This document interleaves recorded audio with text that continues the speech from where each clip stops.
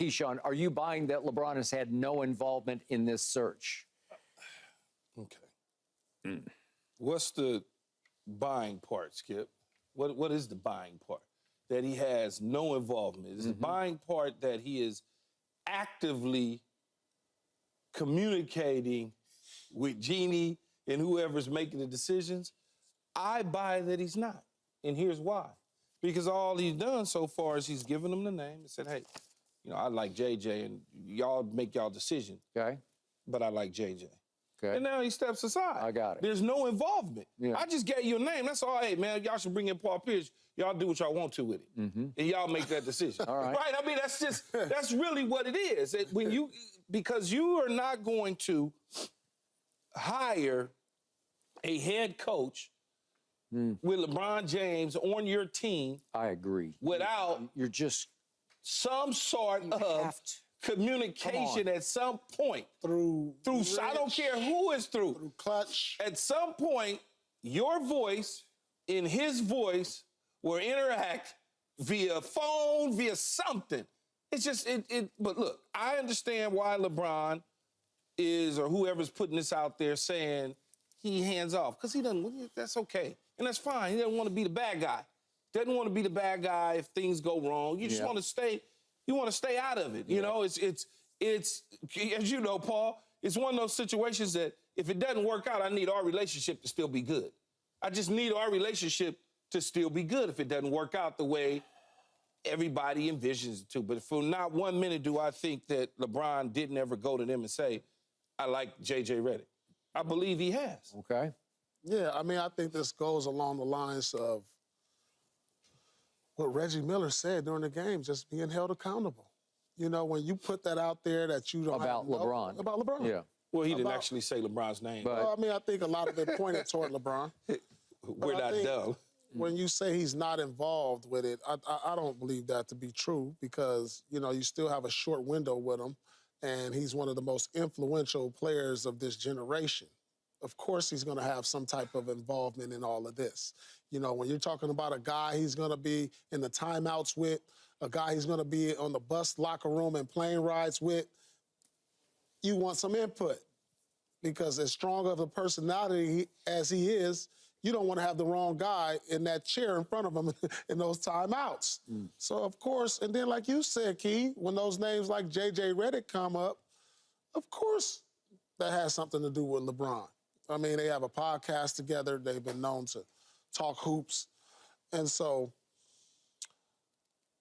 but I do believe that the Lakers are going to have to make a decision because LeBron's not going to be there long.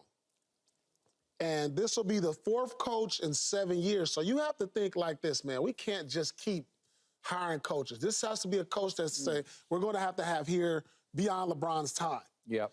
And so it's going to have some influence from LeBron, but this has to be a business decision also because maybe in 2 years LeBron won't be here. We can't keep firing coaches. We can't keep paying guys time off to go to Cancun and make money.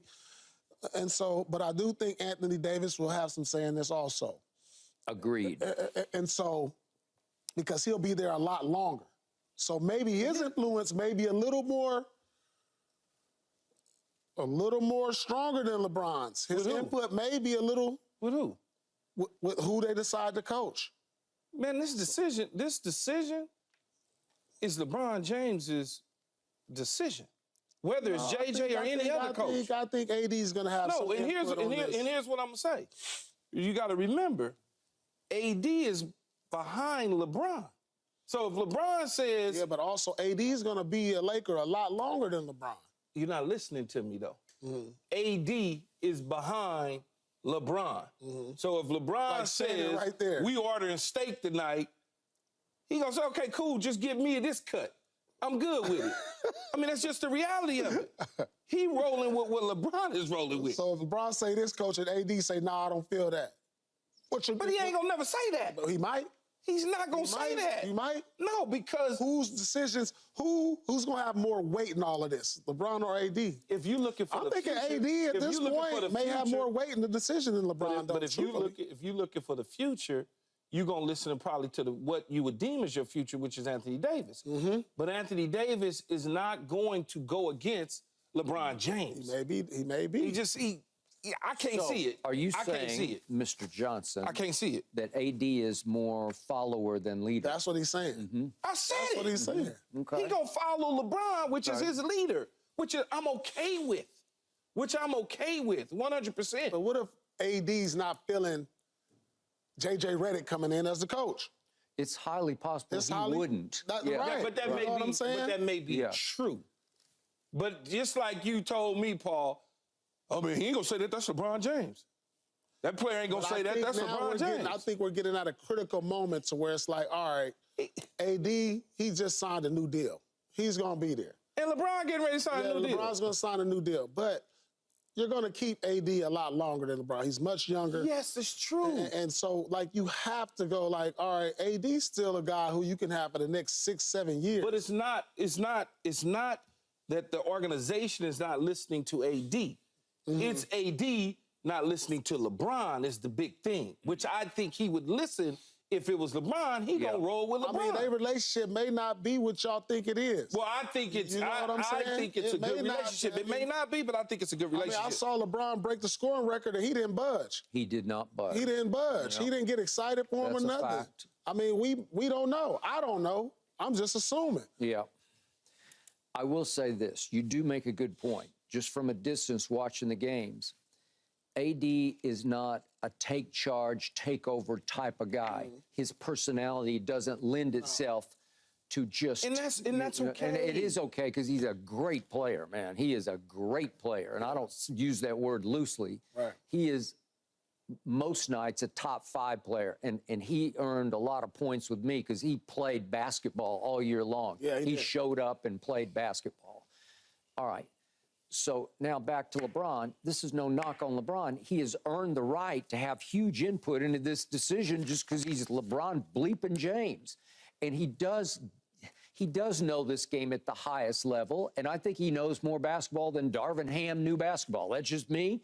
And it's hard for anybody to coach him because he has such high IQ and he is so willful. Like, he is a takeover guy. He's going to do it his way. Yet it was instructive to me. It was significant to me. It sounded like AD turned on Darvin Ham even before LeBron did, right? Because of that quote that we kept reading, right? It felt like it. Yeah. AD spoke out. Publicly. AD spoke out about some decisions they was making before LeBron. Yeah. But I'm not, having been in locker rooms and have written in cars with players and eaten dinner with players, I'm never going to be a fool to think that LeBron James and him wasn't sitting down at dinner one night. They just having a conversation about what they were doing. Yeah. Okay. So to your point, LeBron James is a shrewd operator, and he doesn't want, so to speak, this blood on his hands. You know, he wants plausible deniability here, which is, okay, yeah, they asked me what I thought, and I gave them a couple of names, but then it's up to them. It's they up to did you. it. Yeah, they had to Do what you, Yeah. as they say, do what you want with the information. I'll give you the information, you do what you want. Right. But clearly, he has stood up for JJ Redick. Clearly, he has said he would make a good coach. But you guys, you choose it. Right. You know, you guys go. You go. All right. So James Borrego, let's go down the other 2 candidates. He was the head coach in Charlotte and did okay. They were not very good, but he has a good reputation because he's a chip off the old pop block in San Antonio. And then you've brought up Sam Cassell any number of times, saying, why not, right? He's not gotten a shot. You know him, obviously, from being a Celtics assistant. He's a longtime assistant. He's good with the players. He's always sort of a go-between the head coach and the players. So what if he's the head coach? Would that work? Is he too close to players, or would that be a benefit to him? I don't like this job for Cassell. Not your first head coaching job. I mean, I think this is a hot seat type of job. It is. You know, when you want to, I think coming in as a head coach, as a new head coach, even though you've been an assistant for a long time, you want to start off, you know, something not so hot seat. You know, and this is a temporary job because the Lakers have never known to have long-term coaches. I mean, it just is what it is. When you talk about 4 coaches and 7 years coming up, this is not a stability job right here. But when you start talking about these other coaches, I just want to be clear. Luke Walton. Okay, that was I don't even know what that was. That was just, we know you, we gonna hire you. We don't have much, and we trying to figure this out over the next several years. Well, he was a former Laker. Yeah, so that ain't, so when you look at that, and he was coming off Golden State, whatever, it just sound coming from a great culture. Yeah, it sound good. But that was like no argument. But now he's a good guy. And so it's fine. That was okay for at that point in time. Then after that, we went out and we hired who did we hire after Byron? B. Scott came in after that, right? Or was Luke? No. No, not after Luke. Well, wasn't it? It was before Frankie V after that. Frank Vogel. Yeah. Frank Vogel. So Vogel came in at a time when we had to deal with the bubble situation. We won a championship with that. Whatever happened the next year didn't work out. They moved on from him. He just got recently fired after 9 months in Phoenix. Yep. Then we did Darwin Ham. Again, short stint, boom, fired. So it's not like we are bringing in coaches that people are lining up to hire and then we just firing dudes. That's just not, you make it sound like they just running through cycle of Greg Popovich's and Phil Jackson's and coaches who can Doc coach Rivers aren't available. That's the point. Your coaches that can coach are not available, so we have to hire what's available to us, and then we see it ain't working out, and they move on from it. In other words, coaches that can coach LeBron are not available. That's what it comes down to, because if you had an opportunity to get a Doc or a Ty Lue, that's idea for a guy like LeBron. So why couldn't Sam Cassell, which is off of Doc's tree, be a part of that situation that could coach LeBron and understand, been around a long time. Been around a long time and understands players all the way around, X's and O's and everything. Why couldn't he, and I don't know their relationship. I'm assuming they got, if they talking to him, they must got a decent relationship. Else they wouldn't even be talking to him. Yeah. Why he can't coach LeBron? I wouldn't want to be in that spot. I just, without the experience, without knowing I have stability. Now, if they come with an offer that I can't refuse, all right. Let's say you got to get me for this job, for the Laker job right now. But he's been You got to come with like he's been 5 years, $50 million. He's been on staffs with nothing but superstars. Mm-hmm. He's been on staffs with nothing but superstars. Yeah, for sure that. This ain't the guy coming from Charlotte that ain't been on staffs like that, really, Let me tell you something. To be honest, if we going to go that route, I would almost rather see Rajon in that position. Ooh, that's a good one. No, seriously, I know Rajon. I've been around Rajon. He's inspiring to be a coach. Yeah. Like, this has always been since he was a player. Is he coaching right now? Since he's been a player, so, he's not doing anything. I think if you're going to bring in somebody and you talk about JJ Redick, I'd rather have Rajon Rondo. You know what? I like that. Because I know that LeBron respects Rajon Rondo on that same level of basketball IQ, because I've heard him say that. They played together. They won the championship in the same locker room. And listen, Rondo would tell LeBron no. And yes, Rondo has the attitude that's going to get respected, and he could command the locker room. He could. And so if we're looking at these names and we're talking about first-time head coaches, I'd rather go with Rajon. Yeah. Well, all I know is in, 07, 08, he commanded a bunch of you guys, and you were absolutely veteran stars, right? Absolutely. He commands respect. Yeah. And he's going to be a coach in the NBA soon. I guarantee that. That wouldn't, if he's not the Lakers head coach, I think general managers and owners need to be looking at him, because he's a brilliant basketball mind. You close to that situation. I never even thought of, because I don't know Rajon like that, but I never even thought of it. But you make a good point. If you are going to, and I know LeBron respects him. Yeah. He's been on record saying LeBron is one of the highest IQ players he's ever played with. Yeah.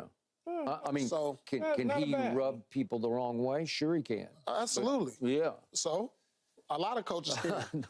A lot of coaches can.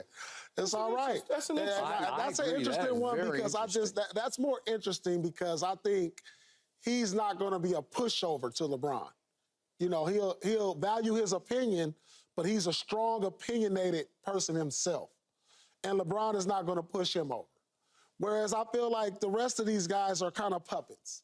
He wouldn't push Sam Cassell over. No, not Sam, but you know what I'm saying. JJ Redick would have potential to be a puppet. Right. He would. Right. Yeah. Right. Because he loves LeBron. He's kind of in awe of LeBron. Yeah, I mean, he's the moderator of the podcast. Exactly. I mean, I don't know if he'll be.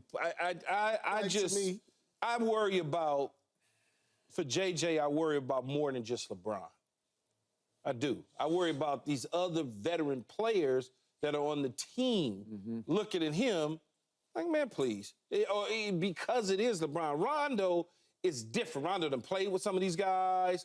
He won championships. It's just like, it's just a different, and I think AD will certainly be all in with Rondo in that situation. But I don't know. I don't know if the Lakers even thought about that. And in LA. Yeah, I don't even know. I think, like, when I look at it now, it just makes the most sense to me. Yeah.